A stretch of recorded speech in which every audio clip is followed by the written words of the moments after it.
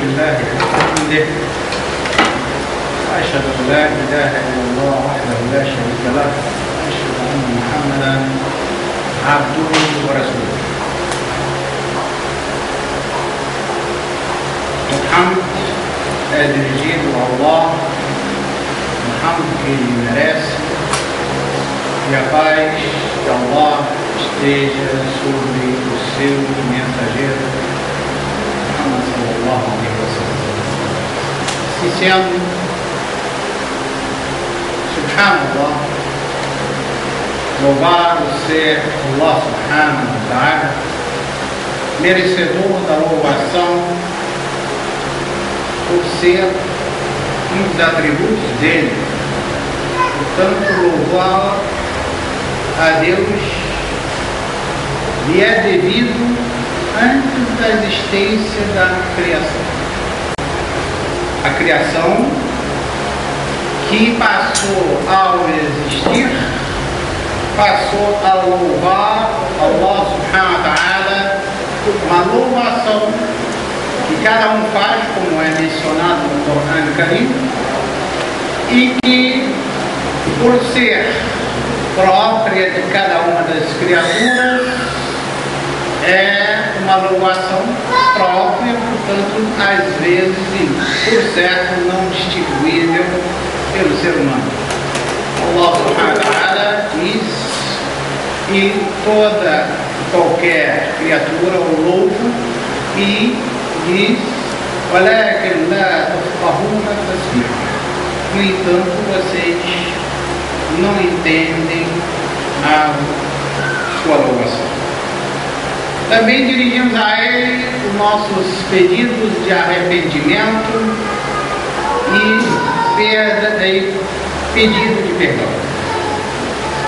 E o fazemos porque ele aceitou o arrependimento, instituiu o arrependimento e o perdão. Ao instituir, ele fez um grande favor a nós e permitiu, pela instituição do arrependimento e o perdão, que pudéssemos nos arrepender e pedir perdão a eles. Ele que instituiu e perdão a vocês, liyatuba alaykum, para perdoar a vocês. Louvado, portanto, seja que nos deu esse grande recurso, de acordo com o que ele, louvado seja, o aceita e bem quer. Quando temos alguém amado, gostamos de saber o que o nosso amor gosta para oferecermos ao amado que ele ama, para o amado ficar satisfeito conosco.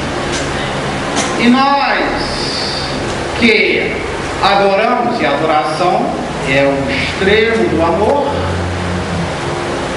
e só o fazemos pelo que Allah subhanahu wa ta'ala instituiu e aceita.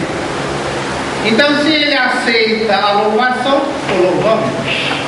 Se ele aceita o arrependimento e o pedido de perdão, o fazemos. Se ele aceita essa salat na forma que a fazemos, através das genuflexões do Allahu Akbar, do Bismillah ar-Rahman ar-Rahim, e não dar pulinhos, subir a escada, descer o rio, fazer qualquer coisa, porque Allah subhanahu wa ta'ala, ele aceita o excedente, mas da mesma forma do que ele instituiu. E se ele instituiu as 5 salawat, eu quero fazer mais 20, mas tem que ser feita da mesma forma que ele instituiu. Então, a idolatria é para lembrar o feito daquele que nós dizemos a salat da introdução dele, que é Ibrahimia, que diz: Inna salati wa nusuki wa mahyaya, a minha reza, meus pedidos, minhas súplicas, tudo que eu faço no meu dia a dia como vivente, e a minha morte pertence ao Allah, Senhor dos mundos, e nisto foi me ordenado, e eu sou o primeiro dos muçulmanos, primeiro não na cronologia, mas o primeiro na exemplaridade, na boa performance das minhas obrigações. O profeta Muhammad sallallahu alaihi wasallam, que tem como o seu antecessor, ele é aquele descendente de Adão, esse deu um exemplo de como é dar um pouco mais. E como esse dar um pouco mais é recompensado. Allah subhanahu wa ta'ala tem a sua casa em Meca, com duas dimensões. A largura e a largura, porque ela é uma construção pública, mas a largura é uma dimensão e o outro lado também é outra dimensão. A terceira dimensão, ele ordenou o seu profeta que fizesse, ele podia fazer a obrigação de fazer a Kaaba à altura dele. Lá não tem teto, então o máximo que ele conseguia a altura dele, mas ele querendo fazer do tipo de adoração que foi instituída, ele quis fazer melhor.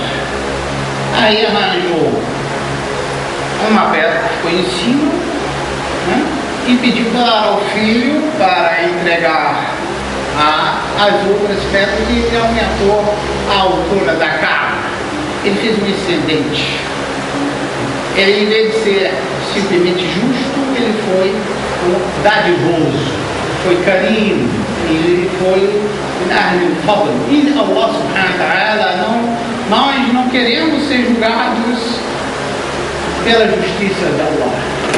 Nós devemos ter a ambição de ser julgado pela benevolência de Allah subhanahu wa ta'ala. Lembro, por exemplo, que Allah subhanahu wa ta'ala, ele criou o paraíso, ele criou o inferno. Ele considerou que ia habitar no inferno toda a humanidade, como se ninguém entrasse lá. Então fez lá o suficiente para toda uma humanidade de gênios que fossem pecar. E considerou que essa humanidade também, toda ela seria de bons praticantes, e destinou toda a humanidade, desde o primeiro elemento até o último, uma dependência no paraíso. Para quê? Para não haver crise habitacional. O Brasil tem testes nessa posição, mas nós, muçulmanos, no dia do final, inshallah, não teremos testes habitacionais. Aí vai sobrar, evidentemente, lugares que lamentavelmente entraram no inferno vão ficar vazios. E aí ele diz que aqueles são os herdeiros. Vamos herdar o que foi deixado de ser, fazer justiça. Então, isso faz parte da benevolência. Vamos ganhar, inshallah, para aquele que se esforça, uma benevolência. Evidentemente, voltando ao Ramadã, o Ramadã é a escola que ficou o indivíduo para ele, uma concentração, tal como um jogo de futebol, para carregar as energias, os conhecimentos para a prática no resto do ano. Por isso se diz para não ser Ramadani, ou seja, apenas alguém que é o Ramadã, para ser Rabbani, quer dizer, aquele que gosta do que é divino.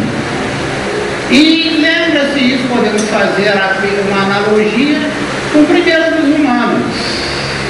Primeiro dos humanos, que Allah subhanahu wa ta'ala declara explicitamente que era para ele ficar como vice-gerente da terra. وَإِذْ قَالَ رَبُّكَ إِنِّي جَاعِلٌ فِي الْمَلَائِكَةِ إِنِّي جَاعِلٌ فِي الْأَرْضِ خَلِيفَةً.